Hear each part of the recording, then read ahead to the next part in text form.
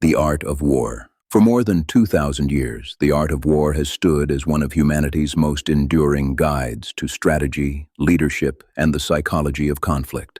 But this is not a book about war alone. It is a book about understanding people, mastering yourself, and navigating the battles we face in everyday life. Within these chapters lie principles that have shaped empires, guided generals, inspired entrepreneurs, and transformed the way leaders think. Sun Tzu teaches that victory begins long before the first move is made. In preparation, in awareness, and in the ability to see clearly when others are blinded by fear or ambition. Whether you seek clarity in business, strength in adversity, or wisdom in decision-making, the lessons of this ancient text remain as sharp and relevant today as they were on the battlefield centuries ago. So settle in, listen closely, and allow these timeless strategies to sharpen your mind and strengthen your spirit. This is more than a book.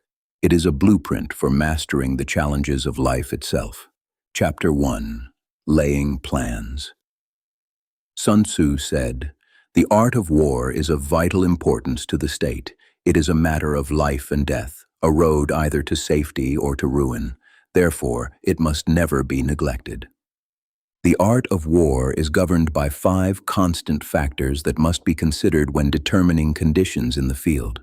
These are the moral law, heaven, earth, the commander, and method and discipline. The moral law causes the people to be in complete accord with their ruler, so they will follow him regardless of their lives, undismayed by any danger. Heaven signifies night and day, cold and heat, and the seasons. Earth comprises distances, great and small, danger and security, open ground and narrow passes, and the chances of life and death. The commander stands for the virtues of wisdom, sincerity, benevolence, courage, and strictness. Method and discipline refer to the organization of the army, the structure of ranks among officers, the maintenance of supply routes, and the control of military expenditure. These 5 factors should be familiar to every general. One who understands them will be victorious, one who does not will fail. When determining military conditions, use these factors as the basis for comparison. Consider which ruler is imbued with the moral law. Consider which general has the greater ability. Consider who holds the advantages of heaven and earth. Consider on which side discipline is more strictly enforced. Consider which army is stronger. Consider which officers and men are better trained. Consider in which army there is greater consistency in reward and punishment. By means of these considerations, victory or defeat can be foreseen. The general who listens to my counsel and acts upon it will conquer. Such a one should be retained in command. The general who does not listen to my counsel will suffer defeat. Such a one should be dismissed. While following these principles, also take advantage of any favorable circumstances beyond the ordinary rules. Plans should be modified according to changing conditions. All warfare is based on deception. When able to attack, appear unable. When using your forces, appear inactive. When near, make the enemy believe you are far away. When far away, make him believe you are near. Offer bait to lure the enemy. Feign disorder and strike him. If he is secure at all points, be prepared for him. If he is stronger, evade him. If your opponent is of an irritable temper, seek to irritate him. Pretend to be weak so he may grow arrogant. If he is resting, give him no peace. If his forces are united, divide them. Attack where he is unprepared. Appear where you are not expected. These strategies which lead to victory must not be revealed beforehand. The general who wins a battle makes many calculations before the battle is fought. The general who loses makes few calculations. Many calculations lead to victory. Few calculations lead to defeat, and no calculation at all leads to disaster. By observing this, one can foresee who is likely to win or lose. Chapter 2. Waging War. Sun Tzu said, "In the operations of war, when there are 1,000 swift chariots, as many heavy chariots, and 100,000 armored soldiers, with provisions to carry them 1,000 li, the expenses at home and at the front, including the entertainment of guests, small items such as glue and paint, and the cost of chariots and armor, will amount to 1,000 ounces of silver per day. Such is the cost of raising an army of 100,000 men. When you engage in actual fighting, if victory is long in coming, the weapons of the soldiers will grow dull and their spirit will weaken. If you lay siege to a town, your strength will be exhausted. If a campaign is prolonged, the resources of the state will not be equal to the strain. When weapons are dulled, spirits are dampened, strength is exhausted, and treasure is spent, other leaders will rise to take advantage of your weakness. Then no man, however wise, will be able to avert the consequences that must follow. Thus, although we have heard of foolish haste in war, cleverness has never been associated with long delays. There is no instance of a country having benefited from prolonged warfare. Only one who fully understands the evils of war can fully understand the profitable way of carrying it on. The skillful soldier does not raise a second levy, nor are his supply wagons loaded more than twice. Bring war materials with you from home, but forage on the enemy. In this way, the army will have enough food for its needs. When the state treasury is drained, an army must be maintained by contributions from a distance. Maintaining an army at a distance impoverishes the people. On the other hand, the presence of an army causes prices to rise, and high prices drain the wealth of the people. When their wealth is drained, the peasantry will suffer heavy burdens. With this loss of wealth and exhaustion of strength, the homes of the people will be stripped bare, and 3/10 of their income will be consumed, while government expenses for broken chariots, worn-out horses, armor, weapons, shields, protective gear, oxen, and heavy wagons will amount to 4/10 of its total revenue. Therefore, a wise general makes a point of foraging on the enemy. 1 cartload of the enemy's provisions is worth 20 of one's own, and a single measure of his grain is worth 20 from one's own store. To kill the enemy, our men must be stirred to anger. To gain advantage from defeating the enemy, they must be rewarded. Therefore, in chariot fighting, when 10 or more chariots have been captured, the soldiers who took the first should be rewarded. Our own flags should replace those of the enemy, and the captured chariots should be used in conjunction with our own. Captured soldiers should be treated kindly and kept. This is called using the conquered foe to strengthen oneself. In war, let your great objective be victory, not prolonged campaigns. Thus it may be known that the leader of armies is the arbiter of the people's fate, the one on whom it depends whether the nation shall be in peace or in peril. Chapter 3. Attack by Stratagem. Sun Tzu said, "In the practical art of war, the best course is to take the enemy's country whole and intact. To shatter and destroy it is not as good. Likewise, it is better to capture an army entire than to destroy it, and better to capture a regiment, a detachment, or a company whole than to annihilate them. To fight and conquer in every battle is not the highest excellence. Supreme excellence consists in breaking the enemy's resistance without fighting.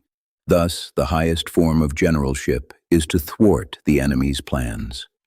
The next best is to prevent the junction of the enemy's forces. The next in order is to attack the enemy's army in the field. The worst policy of all is to besiege walled cities. The rule is not to besiege walled cities if it can possibly be avoided. The preparation of mantlets, movable shelters, and various implements of war will take up 3 months, and the piling up of mounds against the walls will take 3 months more. The general, unable to control his irritation, may launch his men to the assault like swarming ants, with the result that 1/3 of his soldiers are slain while the town remains untaken. Such are the disastrous effects of a siege. Therefore, the skillful leader subdues the enemy's troops without fighting. He captures their cities without laying siege to them. He overthrows their kingdom without lengthy operations in the field.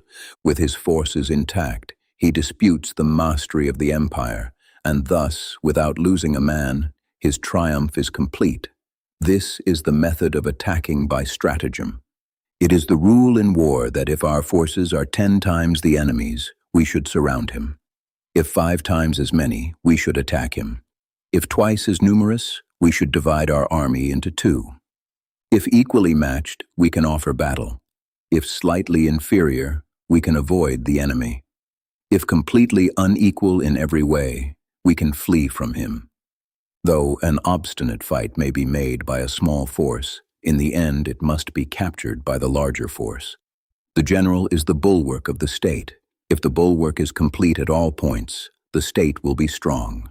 If it is defective, the state will be weak. There are 3 ways in which a ruler can bring misfortune upon his army.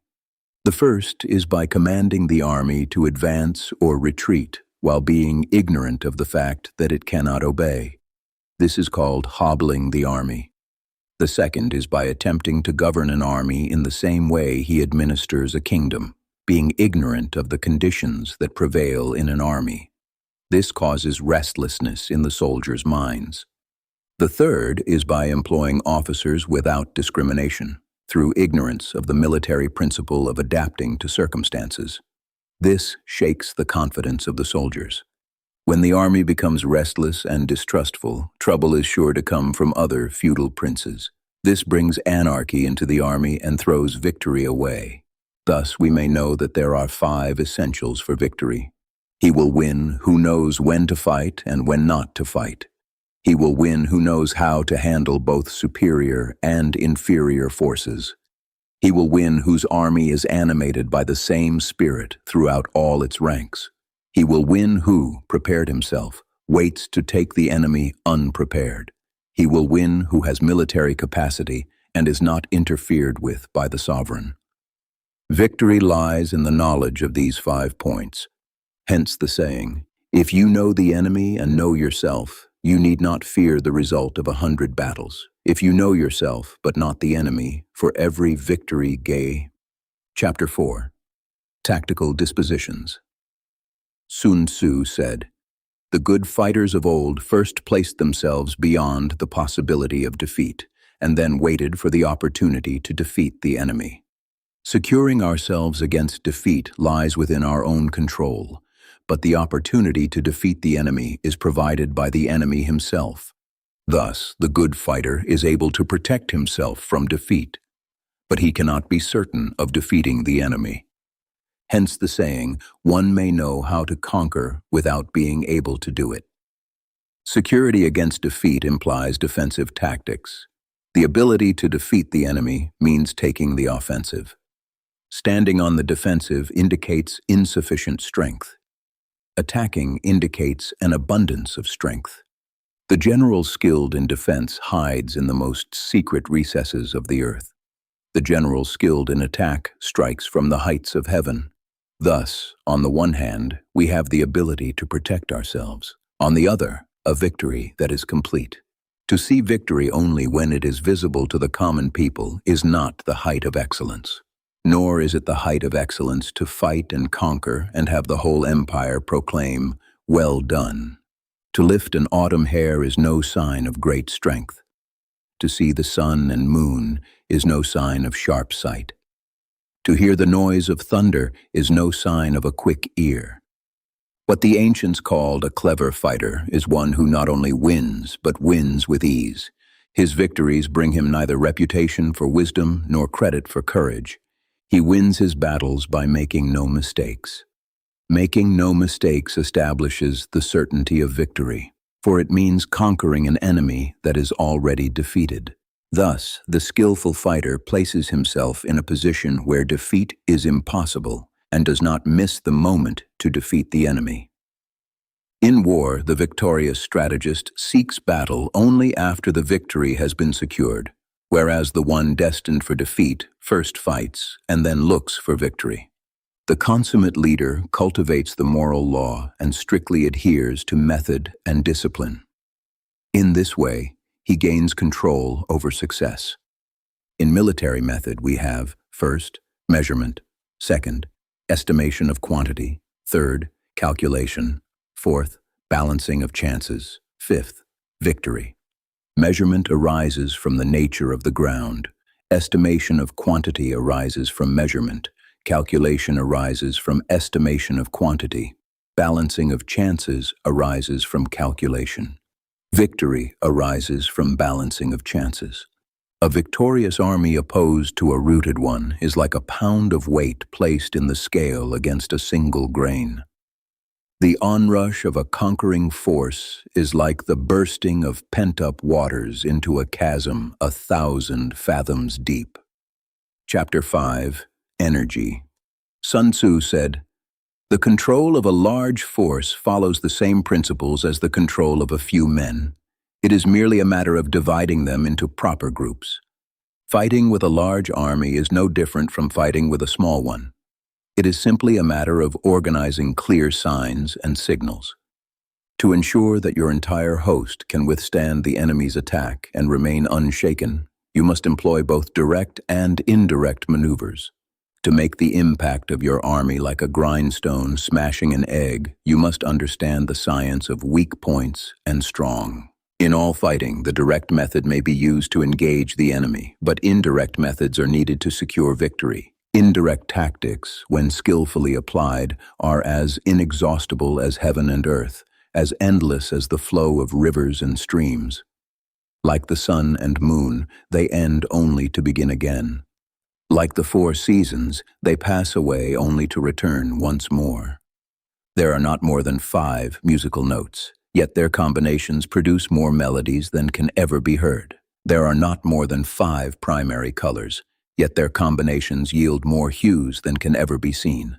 There are not more than 5 cardinal tastes, yet their combinations produce more flavors than can ever be tasted. In battle, there are only 2 methods of attack, the direct and the indirect, yet their combinations give rise to an endless series of maneuvers. The direct and the indirect lead onto each other in turn. It is like moving in a circle. There is no end. Who can exhaust the possibilities of their combination? The onset of troops is like the rush of a torrent that can roll stones along in its course. The quality of decision is like the well-timed swoop of a falcon, enabling it to strike and destroy its victim. Therefore, the good fighter is fierce in his onset and swift in his decision. Energy may be likened to the bending of a crossbow, decision to the releasing of the trigger. Amid the turmoil of battle, there may appear to be disorder, yet no real disorder exists. Amid confusion and chaos, your formation may seem without head or tail, yet it will remain secure against defeat. Simulated disorder requires perfect discipline. Simulated fear requires courage. Simulated weakness requires strength. Hiding order beneath the cloak of disorder is a matter of careful subdivision. Concealing courage under a show of timidity requires a reservoir of latent energy. Masking strength with weakness is achieved through tactical dispositions. One who is skillful at keeping the enemy on the move maintains deceptive appearances, according to which the enemy will act. He sacrifices something so the enemy will seize it. By offering bait, he keeps the enemy marching. Then, with a body of chosen men, he lies in wait for him. The clever combatant considers the effect of combined energy and does not demand too much from individuals. Thus, he is able to select the right men and harness their collective force. When he uses combined energy, his soldiers become like rolling logs or stones. A log or stone remains still on level ground, but moves when on a slope. If square, it stops. If round, it rolls downward. Thus, the energy developed by good fighting men is like the momentum of a round stone rolling down a mountain thousands of feet high. Such is the nature of energy. Chapter 6. Weak Points and Strong. Sun Tzu said, Whoever is first in the field and awaits the coming of the enemy will be fresh for the fight. Whoever arrives second and hastens to battle will come exhausted. Therefore, the clever combatant imposes his will on the enemy, but does not allow the enemy's will to be imposed on him. By offering advantages, he can cause the enemy to approach of his own accord. By inflicting damage, he can make it impossible for the enemy to draw near. If the enemy is resting, he can harass him. If the enemy is well supplied with food, he can starve him out. If the enemy is quietly encamped, he can force him to move. Appear at points the enemy must hasten to defend. March swiftly to places where you are not expected. An army may march great distances without distress if it travels through country where the enemy is not. You can be certain of success in your attacks if you only attack places that are undefended. You can ensure the safety of your defense if you only hold positions that cannot be attacked.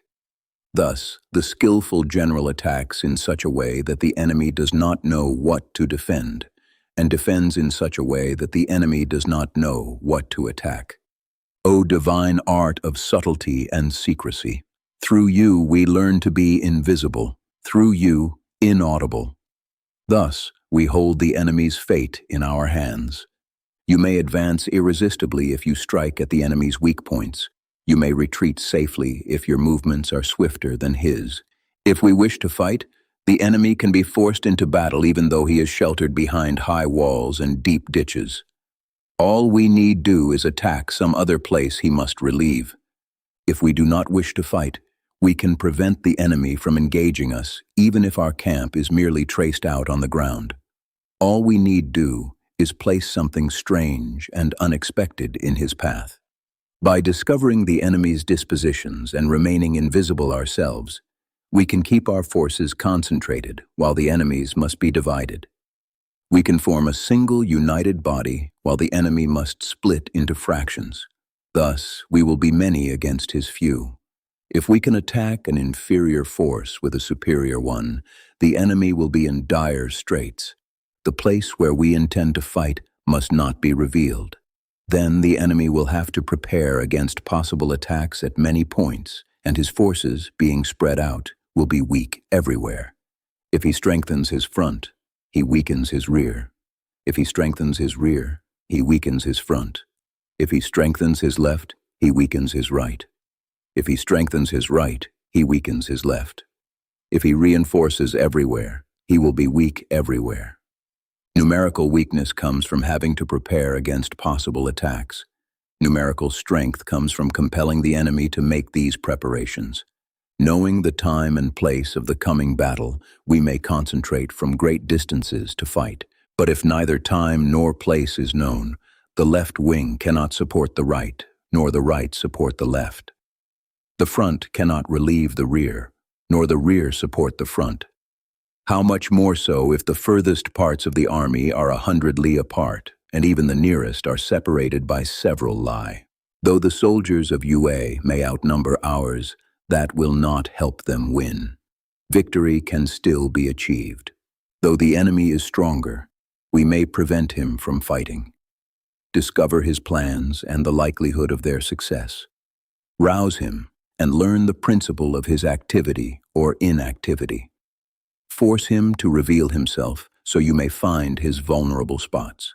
Carefully compare the opposing army with your own so you may know where strength is abundant and where it is lacking. In making tactical dispositions, the highest skill is to conceal them. Conceal your dispositions, and you will be safe from the prying of spies and the schemes of the wisest minds. How victory may be produced from the enemy's own tactics is what the multitude cannot comprehend. All men can see the tactics by which I conquer, but none can see the strategy from which victory is born. Do not repeat the tactics that have won you one victory.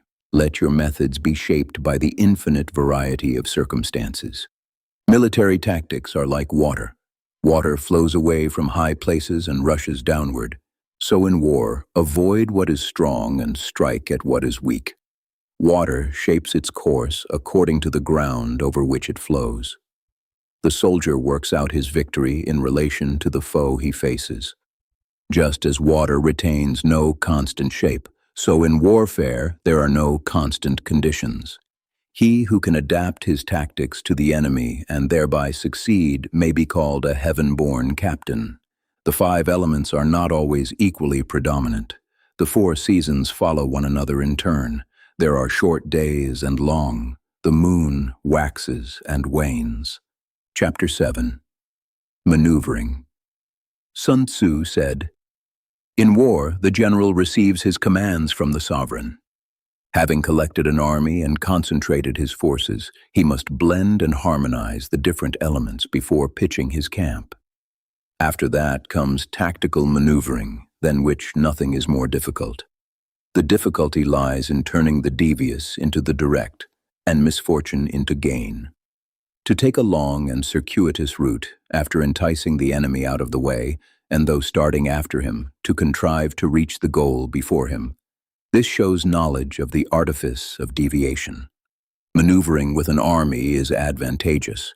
Maneuvering with an undisciplined multitude is dangerous. If you set a fully equipped army in motion to seize an advantage, the chances are you will be too late. On the other hand, detaching a flying column for the purpose means sacrificing its baggage and stores. If you order your men to roll up their coats and make forced marches day and night, covering double the usual distance to seize an advantage, the leaders of all 3 divisions will fall into the enemy's hands. The stronger men will be in front, the weary ones will fall behind, and only 1/10 of your army will reach its destination. If you march 50 li to outmaneuver the enemy, you will lose the leader of your 1st division, and only half your force will arrive. If you march 30 li, 2/3 of your army will reach the goal. An army without its baggage train is lost. Without provisions, it is lost. Without bases of supply, it is lost. We cannot enter alliances until we know the designs of our neighbors. We are not fit to lead an army unless we are familiar with the terrain, its mountains and forests, its pitfalls and precipices, its marshes and swamps. We cannot turn natural advantages to account unless we use local guides. In war, practice dissimulation and you will succeed. Move only when there is real advantage to be gained. Whether to concentrate or divide your troops must be decided by circumstances. Let your rapidity be that of the wind, your compactness that of the forest. In raiding and plundering, be like fire. In immovability, like a mountain. Let your plans be dark and impenetrable as night, and when you move, fall like a thunderbolt. When you plunder a countryside, divide the spoil among your men. When you capture new territory, allot it for the benefit of the soldiers. Ponder and deliberate before you make a move. He will conquer who has mastered the artifice of deviation. Such is the art of maneuvering. The Book of Army Management says, "On the field of battle, the spoken word does not carry far enough, hence the use of gongs and drums. Nor can ordinary objects be seen clearly enough, hence the use of banners and flags." Gongs and drums, banners and flags are means by which the ears and eyes of the host may be focused on one point. When the host forms a single united body, it becomes impossible for the brave to advance alone or for the cowardly to retreat alone. This is the art of handling large masses of men. In night fighting, make much use of signal fires and drums.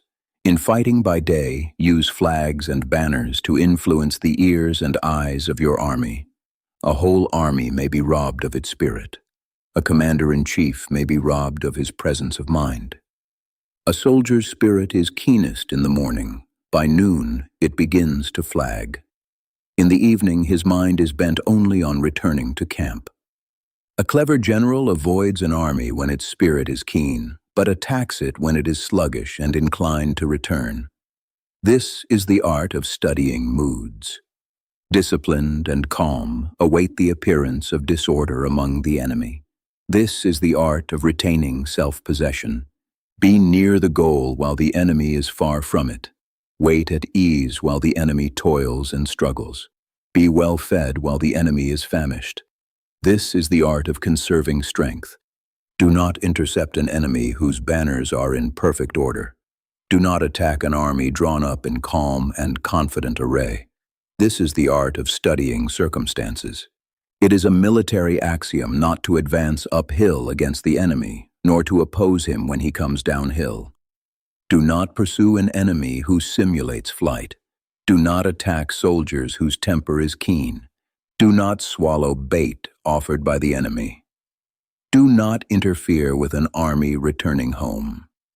When you surround an army, leave an outlet free. Do not press a desperate foe too hard. Such is the art of warfare. Chapter 8. Variation of Tactics. Sun Tzu said, "In war, the general receives his commands from the sovereign, gathers his army, and concentrates his forces. When in difficult country, do not encamp. In regions where many roads intersect, join hands with your allies. Do not linger in dangerously isolated positions. In hemmed-in situations, use stratagem. In desperate positions, you must fight. There are roads that must not be followed, armies that must not be attacked, towns that must not be besieged, positions that must not be contested, and commands of the sovereign that must not be obeyed." The general who fully understands the advantages of varying his tactics knows how to handle his troops. The general who does not understand this may be familiar with the terrain, yet he will not be able to turn his knowledge to practical use. Thus, the student of war who is unversed in the art of varying his plans, even though he knows the 5 advantages, will fail to make the best use of his men. In the wise leader's plans, considerations of advantage and disadvantage are blended together. If we temper our expectations of advantage in this way, we may succeed in accomplishing the essential part of our schemes. If, in the midst of difficulties, we are always ready to seize an advantage, we may extricate ourselves from misfortune, reduce hostile chiefs by inflicting damage on them, create trouble for them, keep them constantly engaged, hold out tempting opportunities and make them rush to any point you choose. The art of war teaches us to rely not on the likelihood of the enemy's not coming, but on our own readiness to receive him. Not on the chance of his not attacking, but on the fact that we have made our position unassailable. There are 5 dangerous faults that may affect a general: recklessness, which leads to destruction; cowardice, which leads to capture; a hasty temper, which can be provoked by insults; a delicate sense of honor, which is sensitive to shame; excessive concern for his men, which exposes him to worry and trouble. These are the 5 besetting sins of a general, ruinous to the conduct of war. When an army is overthrown and its leader slain, the cause will surely be found among these 5 dangerous faults. Let them be a subject of meditation. Chapter 9. The Army on the March. Sun Tzu said, "We now come to the matter of encamping the army and observing signs of the enemy. Pass quickly over mountains and keep near the valleys. Camp in high places facing the sun. Do not climb heights in order to fight. Such are the rules for mountain warfare. After crossing a river, move far away from it. When an invading force crosses a river on its march, do not advance to meet it in midstream. Let half the enemy army cross and then strike. If you are eager to fight, do not meet the invader near a river he must cross. Moor your craft higher up than the enemy and face the sun. Do not move upstream to meet him. Such are the rules for river warfare. In crossing salt marshes, your sole concern should be to get over them quickly without delay. If forced to fight in a salt marsh, have water and grass near you, and place your back to a clump of trees. Such are the rules for operations in salt marshes. In dry, level country, take up an accessible position with rising ground to your right and rear, so danger lies in front and safety behind. Such are the rules for campaigning in flat country. These 4 branches of military knowledge enabled the Yellow Emperor to vanquish 4 sovereigns. All armies prefer high ground to low and sunny places to dark. If you care for your men and camp on firm ground, The army will be free from disease, and this will lead to victory. When you come to a hill or bank, occupy the sunny side with the slope on your right rear. This benefits your soldiers and uses the natural advantages of the ground. When heavy rains swell a river you wish to ford, wait until it subsides. Country with precipitous cliffs, torrents, deep hollows, confined places, tangled thickets, quagmires and crevasses should be left quickly and not approached. While we avoid such places, we should lure the enemy toward them. While we face them, we should let the enemy have them at his rear. If near your camp there are hills, ponds with aquatic grass, hollow basins filled with reeds, or woods with thick undergrowth, they must be searched thoroughly, for these are places where ambushes or spies may lurk. When the enemy is close and remains quiet, he relies on the strength of his position. When he keeps aloof and tries to provoke battle, he wants you to advance. If his camp is easy to reach, he is offering a bait. Movement among trees shows the enemy is advancing. Screens in tall grass indicate he wants to make you suspicious. Birds rising suddenly show an ambush. Startled beasts indicate a sudden attack. Dust rising in a high column signals chariots. Dust low and spread out signals infantry. Dust branching in different directions shows parties collecting firewood. A few clouds of dust moving to and fro indicate the army is encamping. Humble words and increased preparations show the enemy is about to advance. Violent language and aggressive movements show he will retreat.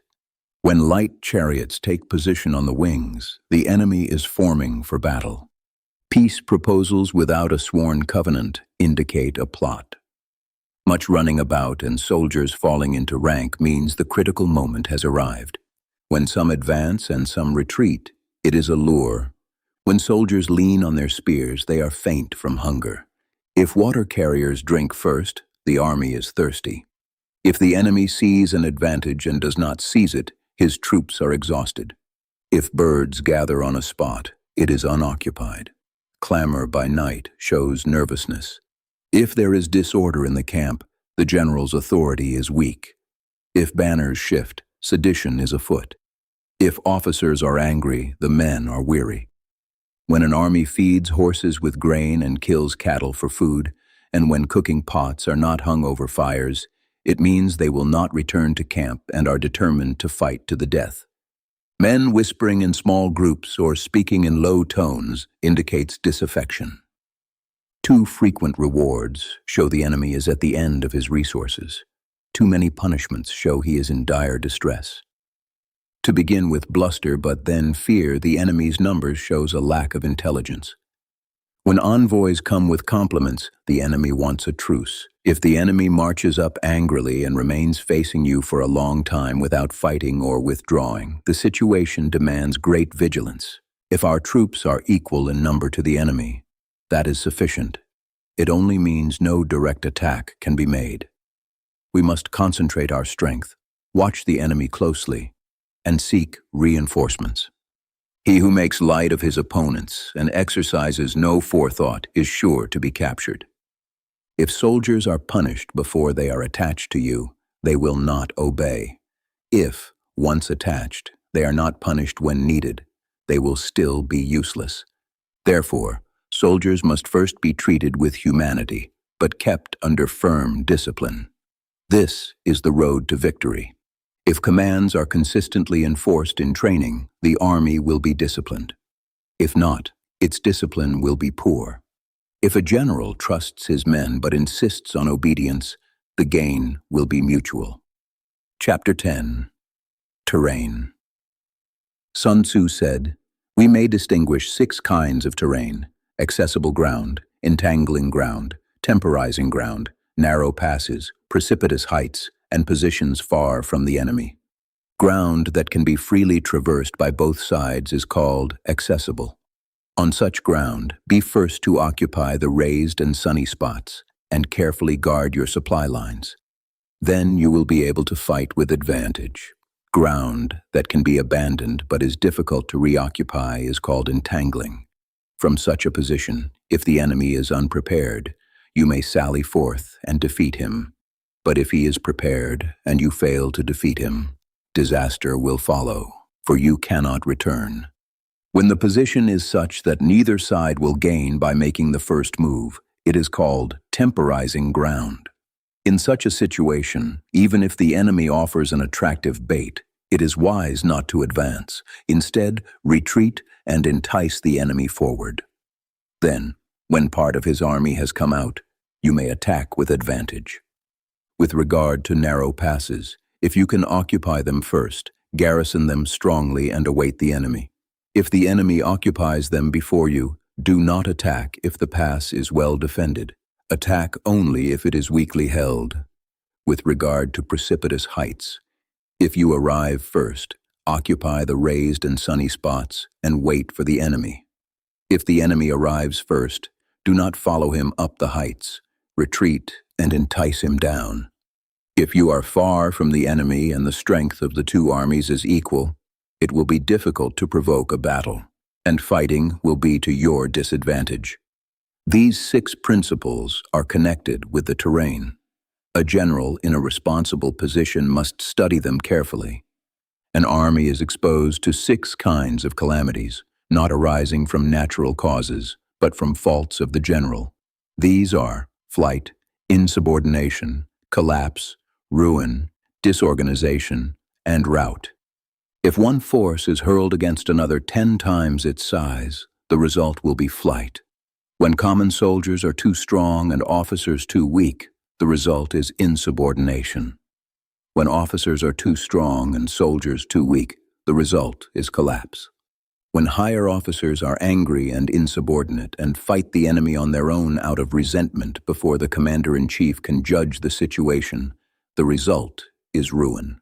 When the general is weak and without authority, when his orders are unclear, when duties are not assigned, when ranks are formed in a slovenly manner, the result is disorganization. When a general misjudges the enemy's strength and allows an inferior force to engage a larger one, or sends a weak detachment against a strong one, and fails to place picked soldiers in front, the result is rout. These are 6 ways of courting defeat, which must be carefully noted by any responsible general. The natural formation of the country is the soldier's best ally, but the ability to estimate the enemy, to control the forces of victory, and to calculate difficulties, dangers, and distances is the mark of a great general. He who knows these things and applies them in battle will win. He who does not know them, nor applies them, will surely be defeated. If fighting will result in victory, you must fight, even if the ruler forbids it. If fighting will not result in victory, you must not fight, even if the ruler commands it. The general who advances without seeking fame and retreats without fearing disgrace, whose only thought is to protect his country and serve his sovereign, is the jewel of the kingdom. Regard your soldiers as your children, and they will follow you into the deepest valleys. Treat them as your own beloved sons, and they will stand by you even unto death. If, however, you are indulgent but cannot enforce authority, kind-hearted but unable to command, and incapable of quelling disorder, then your soldiers will be like spoiled children, useless for any practical purpose. If we know our own men are ready to attack, but do not know whether the enemy is vulnerable, we have gone only halfway toward victory. If we know the enemy is vulnerable, but do not know whether our own men are ready, we have gone only halfway toward victory. If we know both our men are ready and the enemy is vulnerable, but do not know whether the terrain permits fighting, we have still gone only halfway. Thus, the experienced soldier is never bewildered once in motion. Once he has broken camp, he is never at a loss.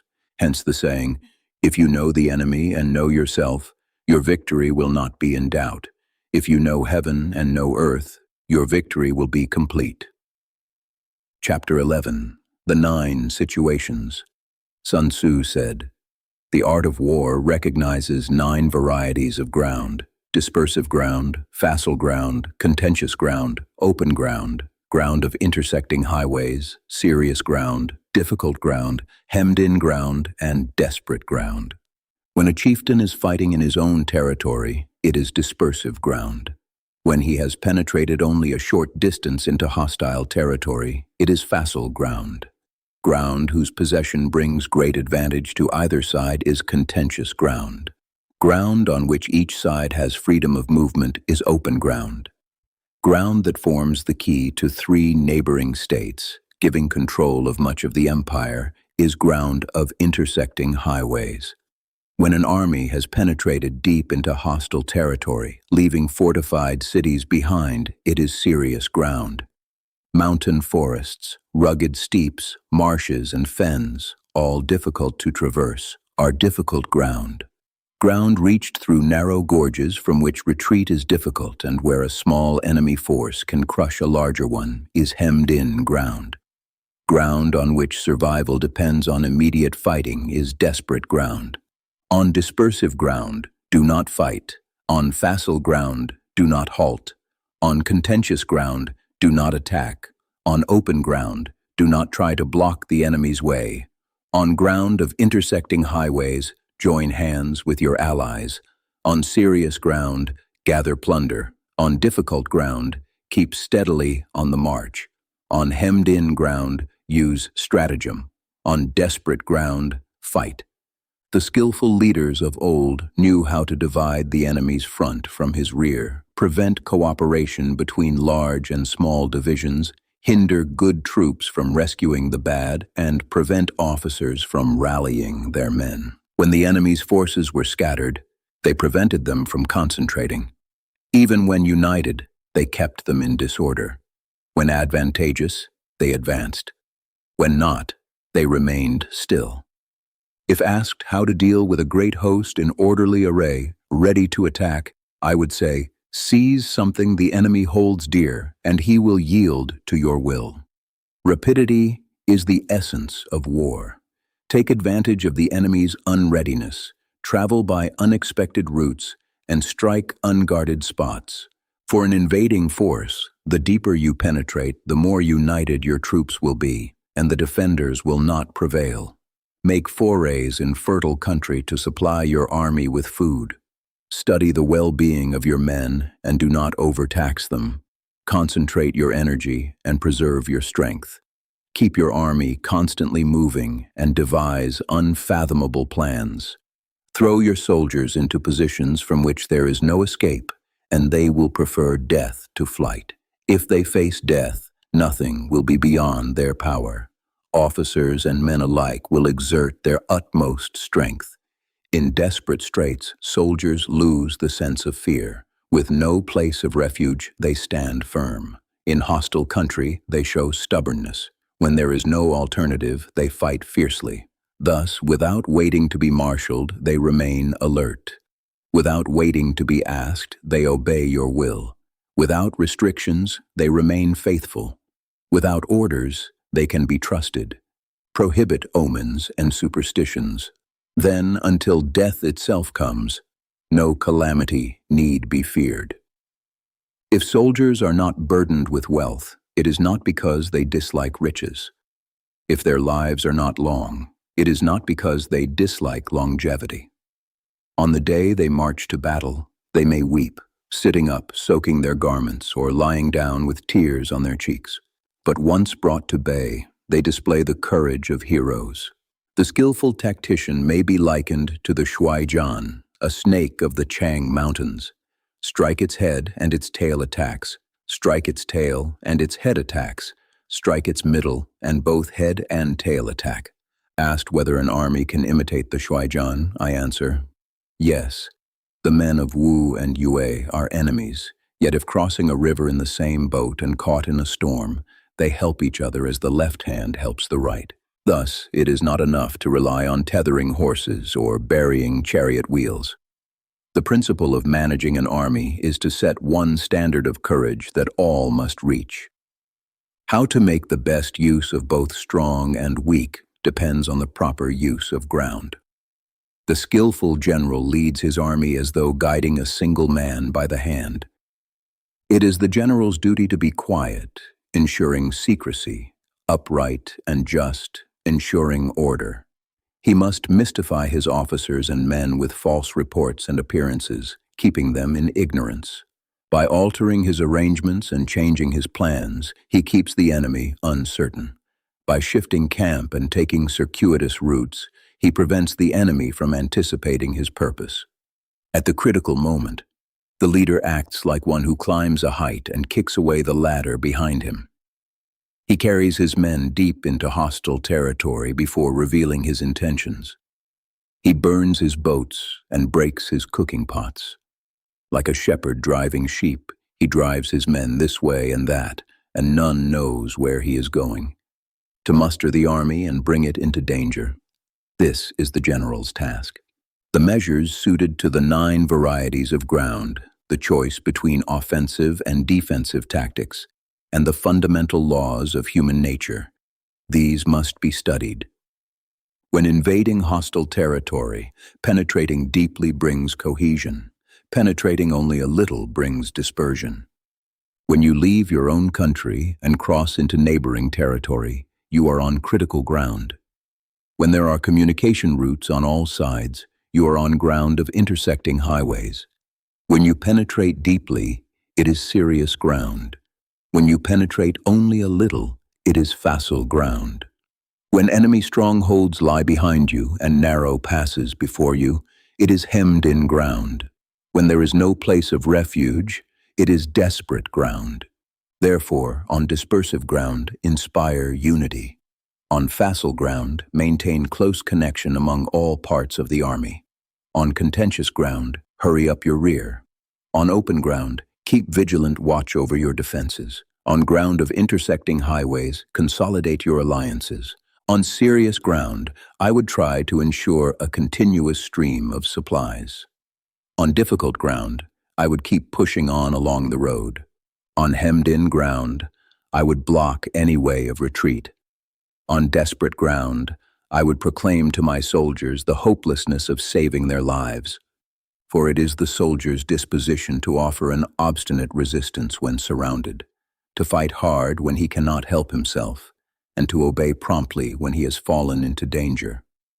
We cannot enter into alliance with neighboring princes until we are acquainted with their designs. We are not fit to lead an army on the march unless we are familiar with the face of the country, its mountains and forests, its pitfalls and precipices, its marshes and swamps. We shall be unable to turn natural advantages to account unless we make use of local guides. To be ignorant of any one of the following 4 or 5 principles does not befit a warlike prince. 658. When a warlike prince attacks a powerful state, his generalship shows itself in preventing the concentration of the enemy's forces. He overawes his opponents, and their allies are prevented from joining against him. Hence, he does not strive to ally himself with all and sundry, nor does he foster the power of other states. He carries out his own secret designs, keeping his antagonists in awe. Thus, he is able to capture their cities and overthrow their kingdoms. Bestow rewards without regard to rule, issue orders without regard to previous arrangements, and you will be able to handle a whole army as though you had to do with but a single man. Confront your soldiers with the deed itself. Never let them know your design. When the outlook is bright, bring it before their eyes, but tell them nothing when the situation is gloomy. Place your army in deadly peril, and it will survive. Plunge it into desperate straits, and it will come off in safety. For it is precisely when a force has fallen into harm's way that is capable of striking a blow for victory.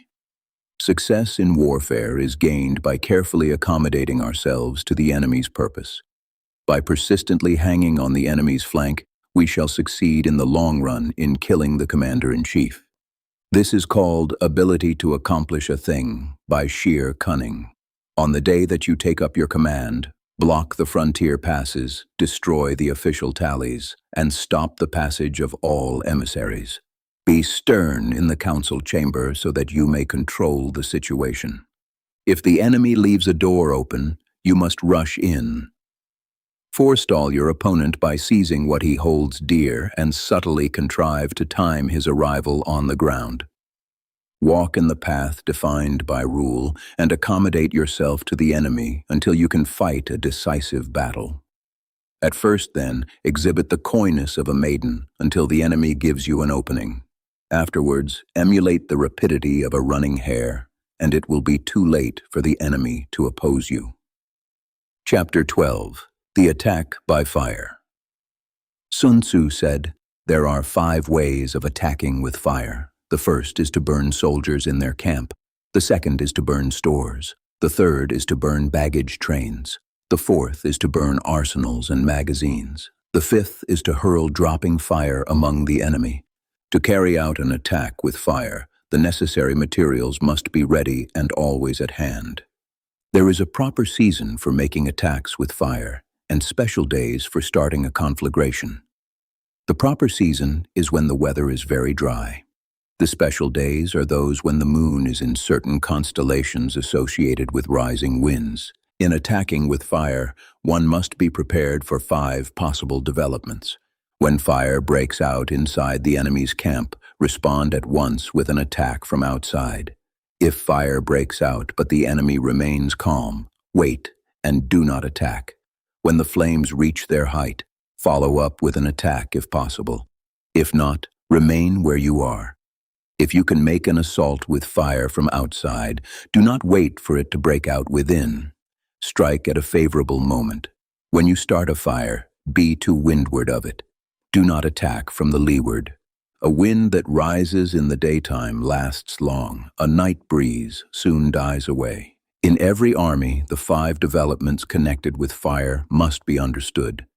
The movements of the stars must be calculated, and the proper days observed.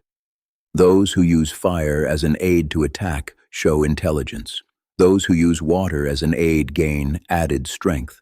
By means of water, an enemy may be intercepted, though not deprived of all his belongings. Unhappy is the fate of one who tries to win battles and succeed in attacks without cultivating the spirit of enterprise. The result is wasted time and stagnation. Hence the saying, "The enlightened ruler plans far ahead. The good general cultivates his resources. Move not unless you see an advantage. Use not your troops unless there is something to be gained. Fight not unless the situation is critical." No ruler should send troops into the field merely to satisfy his own anger. No general should fight a battle out of personal pique. If it is to your advantage, advance. If not, remain where you are. Anger may change to gladness. Vexation may give way to content. But a kingdom once destroyed can never be restored, and the dead can never be brought back to life. Therefore, the enlightened ruler is cautious, and the good general is vigilant. This is the way to keep a country at peace and an army intact. Chapter 13. The Use of Spies. Sun Tzu said, "Raising an army of 100,000 men and marching them great distances brings heavy loss to the people and drains the resources of the state. The daily expenditure will amount to 1,000 ounces of silver. There will be commotion at home and abroad, and men will collapse from exhaustion on the highways. Hundreds of thousands of families will be hindered in their labor. Hostile armies may face each other for years, striving for a victory that is decided in a single day. To remain ignorant of the enemy's condition simply because one begrudges the cost of a small reward for intelligence is the height of inhumanity. One who acts thus is no leader of men, no aid to his sovereign, and no master of victory. What enables the wise ruler and the good general to conquer and achieve results beyond the reach of ordinary men is foreknowledge. This foreknowledge cannot be obtained from spirits, nor from experience, nor from calculation. Knowledge of the enemy's dispositions can only be obtained from other men. Hence the use of spies, of whom there are 5 classes: local spies, inward spies, converted spies, doomed spies, and surviving spies. When all 5 kinds of spies are at work, none can discover the secret system. This is called the divine manipulation of the threads. It is the sovereign's most precious faculty. Local spies are recruited from the inhabitants of the district. Inward spies are officials of the enemy. Converted spies are enemy spies who have been won over to our side. Doomed spies are those who are allowed to know false information and report it to the enemy. Surviving spies are those who return with news from the enemy's camp. No one in the army should be treated with closer intimacy than spies. None should be more liberally rewarded. In no other business should greater secrecy be preserved. Spies cannot be used effectively without intuitive sagacity. They cannot be properly managed without benevolence and straightforwardness. Without subtle ingenuity of mind, one cannot be certain of the truth of their reports. Be subtle, and use your spies for every kind of business. If a secret is revealed prematurely by a spy, he must be put to death along with the person to whom he told it. Whether the objective is to crush an army, storm a city, or assassinate an individual, it is necessary first to learn the names of the general's attendants, aides de camp, doorkeepers, and sentries. Our spies must be tasked with discovering these. Enemy spies who come to spy on us must be sought out, bribed, led away, and treated well. Thus, they become converted spies and serve our purposes. Through the converted spy, we can acquire and employ local and inward spies. Through his information, we can cause doomed spies to carry false tidings to the enemy. Through his information, we can use surviving spies at the right moment. The aim of spying in all its forms is knowledge of the enemy, and this knowledge begins with the converted spy. Therefore, he must be treated with the utmost generosity. In ancient times, the rise of the Yin dynasty was due to Qi, who had served under the Xia. The rise of the Zhou dynasty was due to Lu Ya, who had served under the Yin. Thus, only the enlightened ruler and the wise general use the highest intelligence of the army for spying and thereby achieve great results. Spies are essential in war, for on them depends an army's ability to move. Here's a strong, warm, and uplifting closing message to end your audiobook with a sense of completion and inspiration. It's crafted to match the tone of your introduction and the timeless wisdom of the book. Closing message: The Art of War. You have now reached the end of The Art of War, a work whose influence has echoed across centuries, cultures, and disciplines. Though written for the battlefield, its lessons reach far beyond war. They speak to leadership, discipline, clarity, and the quiet strength that comes from understanding both yourself and the world around you. If these chapters have shown anything, it is that true mastery is not found in force alone, but in wisdom, in preparation, in patience, and in the ability to act with purpose when the moment arrives. Sun Tzu reminds us that victory begins in the mind long before it appears in the world. Carry these principles with you. Let them sharpen your decisions, steady your emotions, and guide you through the challenges you face, whether in work, in relationships, or in the battles within yourself. Thank you for listening. May the clarity, strategy, and insight of this ancient text continue to serve you well on your own path.